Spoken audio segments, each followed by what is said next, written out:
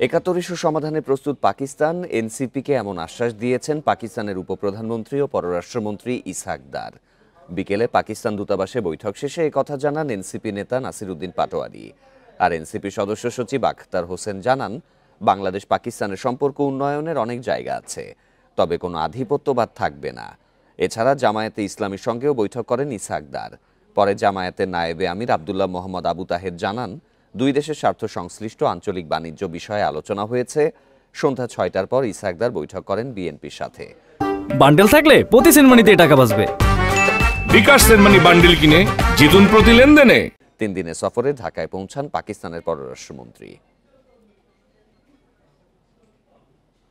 ইস্যুটা দ্রুত সলভ করা উচিত। তারা বলেছে তারা এটাতে অগ্রগামী এবং দে আর রেডি টু ডু ইট।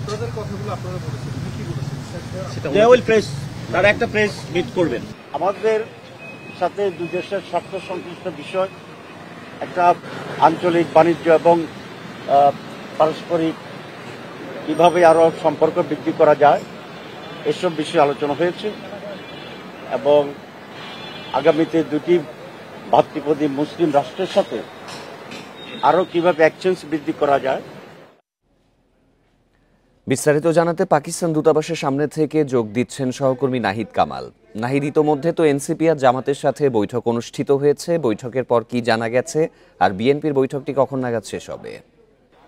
জি, পাকিস্তানের পররাষ্ট্রমন্ত্রী এবং উপপ্রধানমন্ত্রী ইসহাক দারের সাথে কিন্তু আজকে এরই মধ্যেই 3টি রাজনৈতিক দলের বৈঠক অনুষ্ঠিত হয়েছে। এর মধ্যে বিএনপির বৈঠকটি কিন্তু চলছে। আজকে দুপুর 2টা নাগাদ যখন শাহজালাল আন্তর্জাতিক বিমানবন্দরে তিনি এসে পৌঁছান, এরপরেই পাকিস্তানের দূতাবাসে আসেন। আসার পরে কিন্তু এখন পর্যন্ত যে বৈঠকটি চলছে, আমরা দেখেছি প্রথমে হচ্ছে এনসিপির সাথে বৈঠক চলেছিল এবং এনসিপির 7 সদস্যের প্রতিনিধি দল মূলত আজকের এই বৈঠকে অংশ নিয়েছে এবং বৈঠকে এরপরে অংশ নিয়েছিল জামাতের 5 সদস্যের প্রতিনিধি দল এবং এরপরে বিএনপির 6 সদস্যের, মির্জা ফখরুল ইসলাম আলমগীরের নেতৃত্বে 6 সদস্যের প্রতিনিধি দলের বৈঠকে অংশ নেওয়ার কথা আমরা এর মধ্যে জানতে পেরেছি।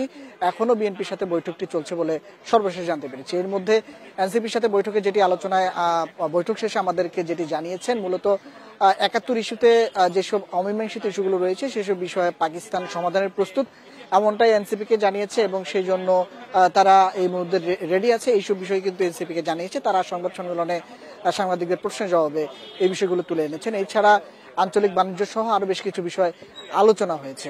সেই সাথে এর পরপরই আমরা দেখেছি জামায়াতের 5 সদস্যের প্রতিনিধি দল, মূলত জামায়াতের নায়েবে আমির আবদুল্লাহ আবু তাহের সহ এবং জামাতের সেক্রেটারি জেনারেল এবং আরো 3 সদস্য, মোট হচ্ছে 5 সদস্যের প্রতিনিধি দল জামায়াতে প্রবেশ করেছিল মূলত আজকের এই বৈঠকে এবং তার পরপরই তারা আধা ঘন্টার মতো বৈঠক শেষে বেরিয়ে যেটি জানিয়েছেন, মূলত দুই দেশের আঞ্চলিক সম্পর্ক এবং বাণিজ্য বিষয়ক বৈঠকে আলোচনা হয়েছে।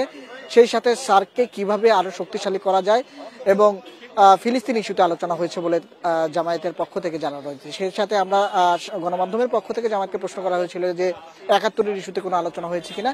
সেই ক্ষেত্রে মূলত জানিয়েছে যে ৭১ ইস্যুটি আসলে রাষ্ট্রীয়ভাবে সমাধান হওয়া উচিত, সেই বিষয়টি সেভাবেই আসা উচিত বলে তারা জানিয়েছেন। এই ছিল এখনকার পর্যন্ত সর্বশেষ। বিএনপির সাথে বৈঠক চলছে, বৈঠকের পরে বিএনপির সাথে কি বিষয় আলোচনা হয়েছে সেসব বিষয়ে জানা যাবে। এই ছিল আমার কাছে। দূতাবাসের সামনে থেকে জানাচ্ছিলেন সহকর্মী নাহিদ কামাল।